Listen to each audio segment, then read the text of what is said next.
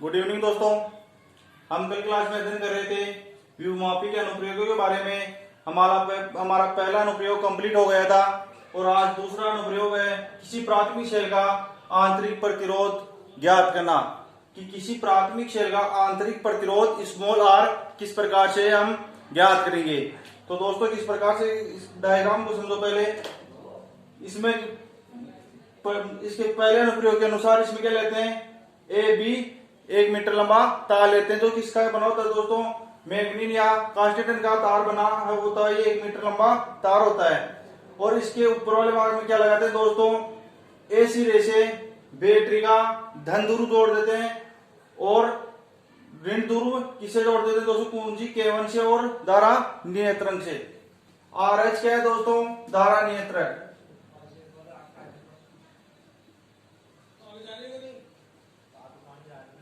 धारा नियंत्रक। तो क्या करते हैं दोस्तों, ए बी 1 मीटर लंबा तार लेते हैं, उसके ऊपर वाले भाग में बैटरी कुंजी K1 और धारा नियंत्रक जोड़ते हैं। बैटरी के धन ध्रुव को तार के ए सिरे से और ऋण ध्रुव को कुंजी K1 धारा नियंत्रक के माध्यम से बी ध्रुव से बी सिरे से जोड़ देते हैं। अब बात करते हैं कि जिसका आंतरिक प्रतिरोध ज्ञात करना है उसका वो धन ध्रुव किससे जुड़ेगा और ऋण ध्रुव किससे जुड़ेगा। तो किसका प्रतिरोध ज्ञात करना है दोस्तों, आंतरिक प्रतिरोध ज्ञात करना है किसका, इसका। तो इससे अगर आंतरिक प्रतिरोध ज्ञात करना है तो इसका धन ध्रुव किससे जुड़ जाएगा दोस्तों, ए सिरे से और ऋण ध्रुव धारा मापी के माध्यम से किससे, सर्पी कुंजी या जोकी बोल सकते हैं। और ये जो शेल लगा हुआ है इसका धन ध्रुव और ऋण ध्रुव के बीच में और क्या जुड़ेगा दोस्तों, प्रतिरोध बॉक्स आरबी और कुंजी K2। प्रतिरोध बॉक्स आरबी और कुंजी K2 लग जाएगी किसके, जिसका आंतरिक प्रतिरोध ज्ञात करना उस शेल के धन ध्रुव और ऋण ध्रुव के बीच में क्या क्या लगेगा, प्रतिरोध बॉक्स और कुंजी K2। ये तो हो गई दोस्तों हमारे कि ये जो प्राथमिक शेल होगा वो किस प्रकार से संयोजित होगा और किस प्रकार से संयोजित करने पर हमारे को उसका आंतरिक प्रतिरोध मिलेगा। तो हमारे को इसका आंतरिक प्रतिरोध ज्ञात करना है तो इस शेल का आंतरिक प्रतिरोध ज्ञात करने के लिए हम प्रतिरोध बॉक्स और कुंजी K2 और एक्स्ट्रा यहाँ जोड़ रहे हैं। अब क्या करेंगे दोस्तों, हमारा क्या इस जोकी का क्या कार्य है। पिछले वाले मैंने आपको स्वयं बताया था कि जब इसमें धारा प्रवाहित करेंगे कुंजी K1 को बंद करेंगे तो इसको जोकी को इसके ऊपर हिलाएंगे। कब तक हिलाएंगे, जब तक इस धारा मापी शून्य विक्षेप की स्थिति प्राप्त ना कर ले। तो पहले रचना में दोस्त पहले डायग्राम बनाओ आप। डायग्राम बनाने के बाद में रचना में लिखना दोस्तों, व्युत्क्रमापी के तार के सिरे ए व बी के बीच बैटरी कुंजी K1 और धारा नियंत्रक RH जोड़ते हैं। बैटरी के धन ध्रुव को ए सिरे से तथा ऋण ध्रुव को कुंजी K1 और धारा नियंत्रक से जोड़ देते हैं और जिसका आंतरिक प्रतिरोध ज्ञात करना है उस शेल के धन ध्रुव को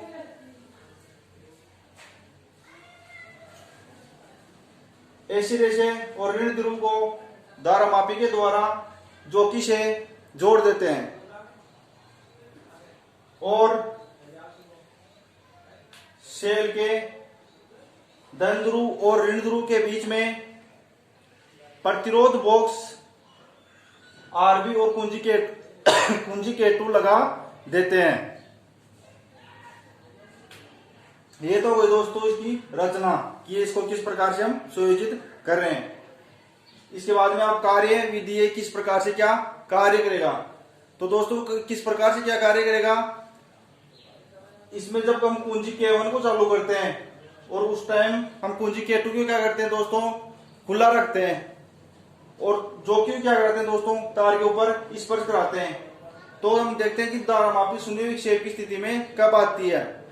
जब हमारी धारा मापी शून्य विक्षेप की स्थिति में आती है तो जिस बिंदु के ऊपर आएगी वहां से इस तार की इस ए सिरे से उस बिंदु की दूरी क्या मानेंगे, L1 सेंटीमीटर मानेंगे पहली स्थिति में। कब, जब कुंजी K1 चालू रखेंगे और कुंजी K2 को चालू रखेंगे और इसको खुला रखेंगे।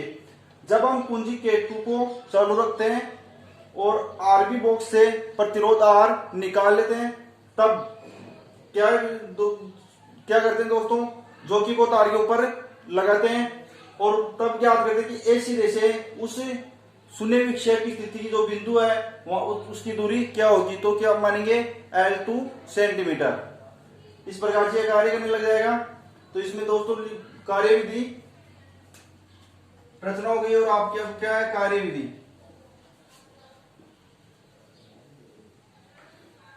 कार्य विधि में लिखो दोस्तों, सबसे पहले कुंजी K1 लगा देते हैं, सबसे पहले कुंजी K1 लगा देते हैं और कुंजी K2 को खुला रखते हैं और कुंजी K2 को खुला रखते हैं तथा जोकी को तार पर स्पर्श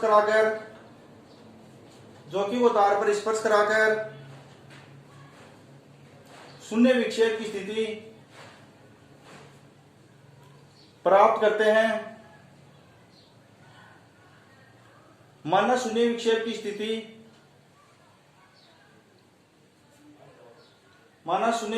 स्थिति कि तार के सिरे A से दूरी L1 सेंटीमीटर है,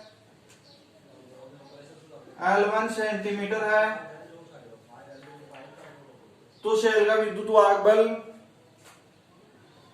E बराबर X L1, समीकरण नंबर A। ये आ गया E बराबर X L1। क्या आया, जब कुंजी K1 लगा देते हैं और इसको कुंजी K2 को खुला रखते हैं और जोकी को तार के ऊपर रगड़ते हैं, जहां पर जिस बिंदु के ऊपर हमारे को शून्य विक्षेप की स्थिति प्राप्त होती है उस बिंदु से सिरे से उस बिंदु की दूरी L1 सेंटीमीटर मान रहे हैं, तो उसका विद्युत वाहक बल कितना आएगा, इक्वल टू X L1। अब नीचे लिखना दोस्तों, प्रतिरोध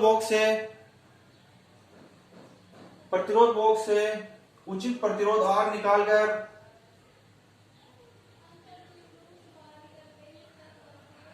कुंजी K2 को बंद कर देते हैं।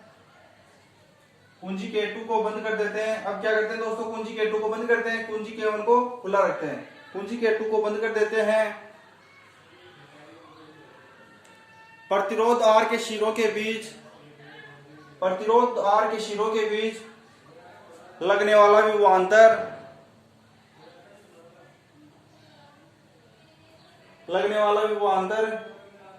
V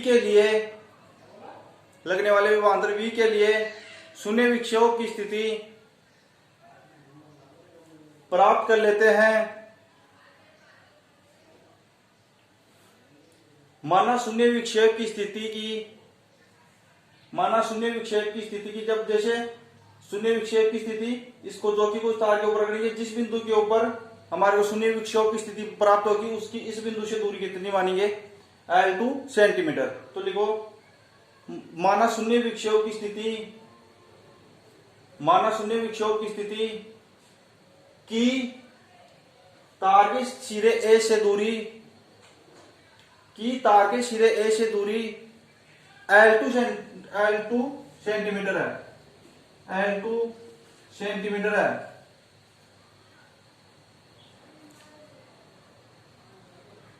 कितनी है दोस्तों, L2 सेंटीमीटर।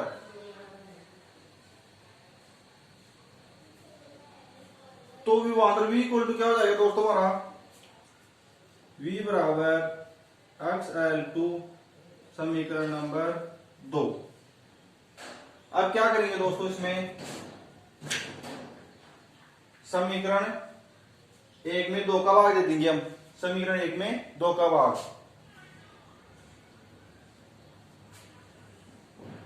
तो इसमें दोस्तों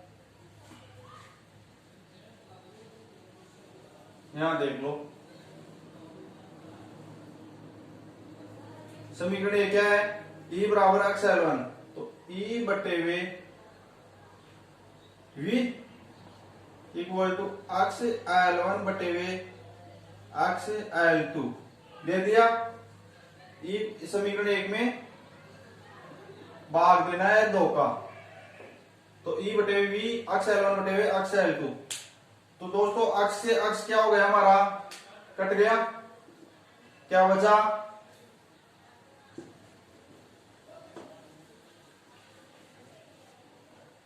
ई बटे हुए वी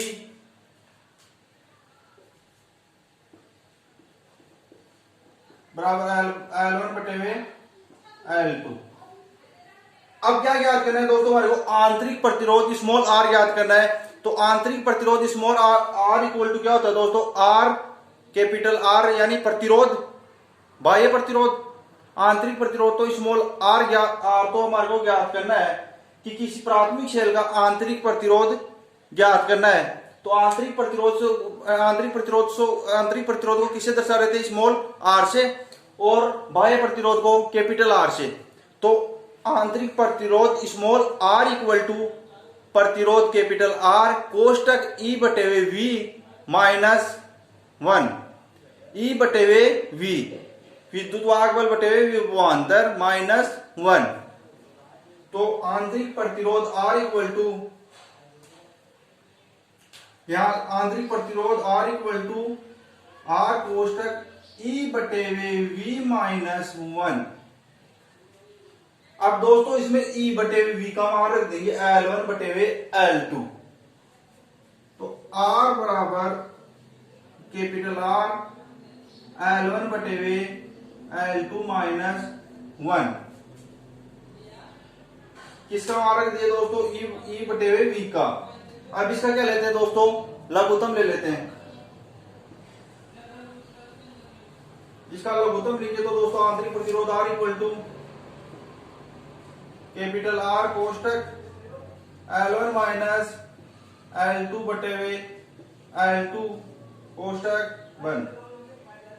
तो ये क्या आ गया दोस्तों, हमारा आंतरिक प्रतिरोध R equal to capital R बाह्य प्रतिरोध कैपिटल R कोष्टक L1 माइनस L2 बटे हुए L2। ये क्या आ गया दोस्तों, हमारा प्राथमिक शेल का आंतरिक प्रतिरोध। और यही हमारे को ज्ञात करना था कि प्राथमिक शेल का आंतरिक प्रतिरोध क्या होता है। तो क्या होगा दोस्तों, small r equal to capital R कोष्टक L1 माइनस L2 बटे हुए L2। और इसमें न्यूमेरिकल भी आपको पूछ सकता है। तो ये दोस्तों हमारा हो गया चैप्टर नंबर 3 कंप्लीट। अब हम बात करेंगे दोस्तों कल की क्लास में इनके कुछ न्यूमेरिकल्स हैं, न्यूमेरिकल्स के बारे में जो आपको अलग से न्यूमेरिकल्स की क्लास डाल दी जाएगी। उस क्लास में आधे घंटे क्लास होगी, उसमें कंप्लीट न्यूमेरिकल होंगे आपके चैप्टर नंबर 3 के। और फिर हम अगली क्लास में स्टार्ट करेंगे चैप्टर नंबर 4। तो दोस्तों आप अच्छे से पढ़ें चैप्टर नंबर 3 को एक बार। इससे क्या होगा कि आप आज अच्छे से पढ़ लीजिए, तो कल जब मैं न्यूमेरिकल कराऊंगा तो आप अच्छे से इसको न्यूमेरिकलों को हल कर पाओगे। तो आप चैप्टर नंबर 3 को अच्छे से पढ़ें। उसके बाद में कल की क्लास में आपको न्यूमेरिकल बताऊंगा, न्यूमेरिकल अच्छे से निकालें दोस्तों। न्यूमेरिकल भी एग्जाम में आपको पूछते हैं। और आपने अभी तक मेरे चैनल को सब्सक्राइब नहीं किया तो दोस्तों सब्सक्राइब करें, लाइक करें और दोस्तों को शेयर करें।